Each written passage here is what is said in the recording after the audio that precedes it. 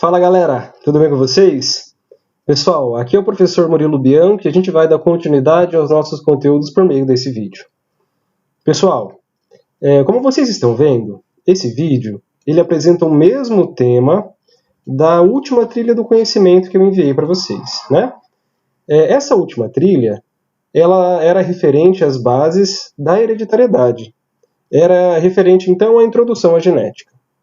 Como a genética é um conceito bastante complexo, né, um conteúdo que tem muitas entrelinhas ali, eu estou gravando esse vídeo então para a gente não perder o fio da meada desse conteúdo, tá certo?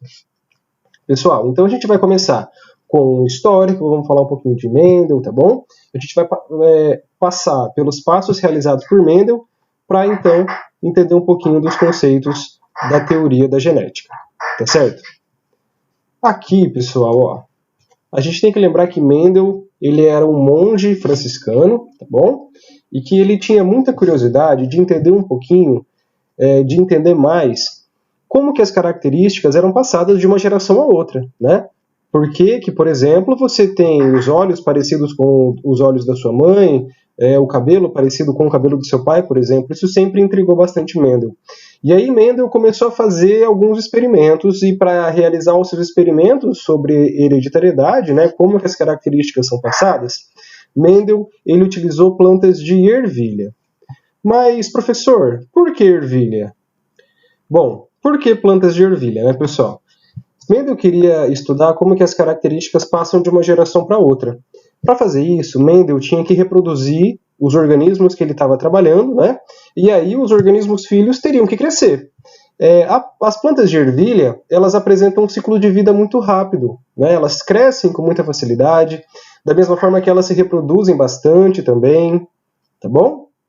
Por isso, então, que Mendel utilizou essas plantas. Mendel também pode ter utilizado as plantas de ervilha, porque essas plantas elas apresentam características muito bem definidas, como a gente pode ver aqui, nessa imagem que vocês também estão vendo aí, tá bom? Essas são as principais características das plantas de ervilha, tá certo? E, inclusive, Mendel utilizou algumas dessas características aqui, tá? Bom, quais são as características? Reparem que as características são muito bem definidas, então, ou é, por exemplo, semente lisa, ou é semente rugosa, ou é semente amarela, ou é semente verde. Ou é flor púrpura, ou é flor branca, né? Ou é vagem lisa, ou é vagem rugosa. E aí as outras características também, como a gente pode ver, são características facilmente perceptíveis, né? Mendel não passaria, então, por um problema de ter que identificar com maiores dificuldades essa característica. Esse é um dos porquês que também Mendel utilizou as plantinhas de ervilha, tá certo? E, bom, o que Mendel fez, então? O primeiro passo realizado por Mendel foi o seguinte, foi criar plantas chamadas de plantas puras, tá bom? O que seriam plantas puras, pessoal? Plantas puras são plantas que eram autofecundadas, né? Então Mendel ia lá, pegava o grão de pólen de uma florzinha de ervilha, colocava no estame daquela mesma florzinha, lá no gineceu daquela mesma florzinha. Aquela florzinha gerava uma semente, Mendel plantava aquela semente. Aquela semente teria que dar as mesmas características da planta adulta, tá bom? Como a gente pode ver, o que Mendel chamou de planta pura, né, pessoal? Eram plantas, então, que todos os seus descendentes de uma autofecundação eram iguais, apresentavam as mesmas características, como a gente pode ver nessa imagem aí, tá certo? Mendel pegou, então, ele conseguiu fazer, né, ele criou linhagens que ele chamou de linhagens puras. Uma vez que ele criou essas linhagens puras, pessoal, Mendel cruzou essas linhagens puras. Então Mendel fez o seguinte, ele realizou um cruzamento entre plantas que apresentavam características específicas, né? Ambas plantas puras, mas que tinham características específicas e diferentes. Aqui, como está na nossa imagem, Mendel cruzou uma planta pura de semente verde com uma planta pura de semente amarela. A gente já vai começar aqui a trabalhar alguns conceitos que a gente vai usar ao longo da genética toda. O primeiro conceito é esse de geração parental e geração F1. Geração parental, sempre que a gente usa esse termo, a gente se refere aos primeiros indivíduos que geraram aquela linhagem, tá bom? Então Mendel pegou plantas puras e começou essa linhagem agora. Essas plantas, que foram as primeiras a se cruzar, são chamadas de geração parental. A primeira linhagem de filhos dessa geração parental nós chamamos de geração F1. A gente pode ter diversas outras gerações. Quando, por exemplo, eu pego a geração F1 e cruzo a geração F1, eu obtenho a geração F2, tá certo? Agora vamos prestar atenção aqui no nosso slide, por gentileza. Reparem, pessoal, que Mendel pegou uma planta pura de semente verde, uma planta pura de semente amarela, cruzou essas plantas, e repara que todos os filhos todos os descendentes, não é? Foram de semente de cor também amarela. Mendel realizou esse cruzamento diversas vezes, e em todas as vezes que Mendel realizou esse cruzamento, ele obteve o mesmo resultado. E aí, ele teve como conclusão, então, pessoal, de que alguns traços são dominados por outros, tá bom? Como assim? Como a gente viu no nosso exemplo, as sementes de cor amarela, na primeira linhagem, né, na linhagem F1, eram dominantes, porque nós não notamos a presença de sementes de cor verde lá. Essas linhagens, então, que essa característica, né, que dominava outra característica, Mendel chamou de característica dominante. A característica que some, não é? No nosso exemplo, a característica de semente de cor verde, Mendel chamou de característica recessiva, tá? Como está aqui no nosso slide, né? Mendel observou que os indivíduos da geração F1 eram sempre iguais a um dos pais, o pai com semente de cor amarela. Mendel, então, denominou como dominante o traço que se manifestava nas plantas híbridas, as plantas da geração F1, e como recessivo, o traço que não se manifestava, no nosso caso, a semente de cor verde não se manifestava na primeira geração de filhos, não é? Então, Mendel batizou essa característica como recessiva. Quando Mendel pega essa geração F1, né, repara que é a mesma imagem, eu só escondi um pouquinho dela na nossa apresentação anterior. Quando Mendel pega a geração F1 e cruza os indivíduos da geração F1, então essas duas plantinhas de semente de cor amarela foram cruzadas entre si, não é? E geraram então a geração F2. Elas originaram a segunda geração de descendentes. Reparem que nessa geração F2, nós temos indivíduos de cor amarela e indivíduos de semente de cor verde. Mendel notou então que esse fator que não se manifestava na primeira geração, né, na geração F1, poderia se manifestar na geração seguinte, na geração chamada de geração F2, respeitando uma proporção. Essa proporção é a proporção que caracteriza a primeira lei de Mendel, também chamada de lei da segregação, tá certo? A proporção é 3 indivíduos com fenótipo com característica dominante, no nosso caso, característica amarela, para um indivíduo com a característica recessiva, né? Um indivíduo de cor verde. Nos cruzamentos normais, de primeira lei de Mendel, essa proporção vai ser respeitada, ok? Dando continuidade, por meio disso, então, Mendel deduz a sua primeira lei, né? A lei da segregação dos fatores. E nessa lei, Mendel tem alguns postulados. Dentre eles, nós podemos citar que cada característica hereditária é determinada por 2 fatores. Um fator é herdado do genitor materno, vamos chamar de mãe. O outro fator é herdado do genitor paterno, a gente pode chamar de pai. Esses fatores eles passam da linhagem parental para as outras linhagens, não é? Por meio dos gametas. Cada gameta produzido leva apenas um desses fatores. Na produção dos gametas, nós temos, então, o título dessa lei, né? Na produção dos gametas, nós temos a separação dos fatores. E cada gameta fica com um fator. A característica ela vai ser determinada por uma interação entre esses 2 fatores, tá bom? A gente pode reforçar aqui, que o que nós chamamos de linhagem pura amarela apresentava 2 fatores dominantes. Ela era chamada, então, de vezão. A linhagem verde, que Mendel chamou de recessiva, não é? Apresentava 2 fatores também, vamos chamá-los de vezinho. Quando a gente cruza, então, essa linhagem, a linhagem filha desse primeiro cruzamento vai receber um fator da planta amarela, o outro fator da planta verde. O vezão da planta amarela e o vezinho da planta verde. Como a gente já sabe, o vezão é dominante. Por isso que as plantas originadas, por mais que elas tenham a informação vezinho também, que acarreta a coloração verde, essa característica não é expressa. Ok? A primeira geração de indivíduos, então, é de cor amarela, mesmo apresentando o vezinho que determina a coloração verde. Por quê, professor? Porque o Vzão tem essa relação justamente de dominância. O Vzão não deixa o Vzinho se expressar, certo? A planta, então, vai ser amarela.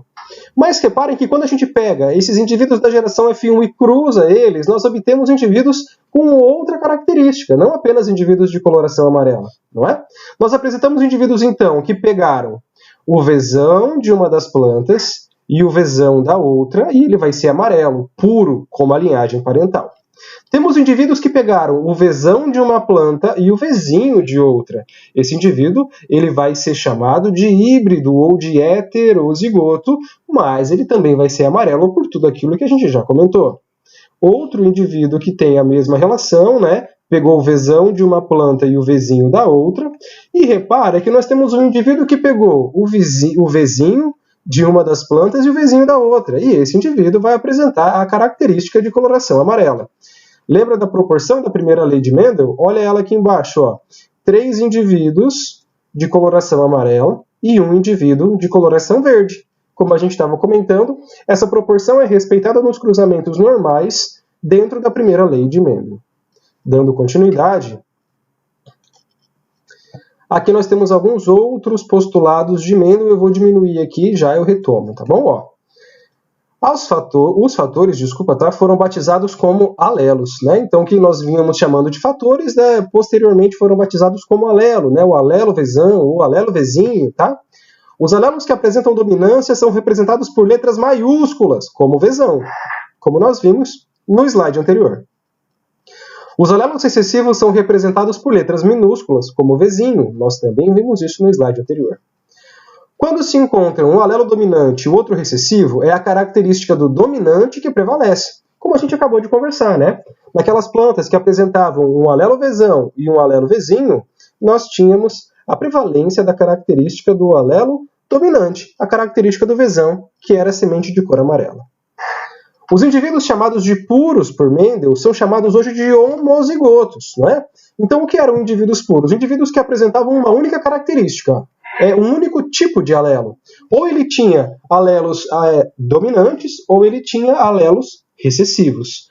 E aí a gente vai ter, então, o homozigoto dominante, no caso, quando a planta for Vzão, e o homozigoto recessivo, quando a planta for Vzinho. Nossa, professor, estou lendo a minha apostila aqui, a minha apostila não usa V como exemplo, usa A. A letra vai variar. O que fica é o conceito. O conceito de dominante sempre maiúsculo, sempre assim. O conceito de recessivo sempre minúsculo. Isso vai ser mantido, tá bom?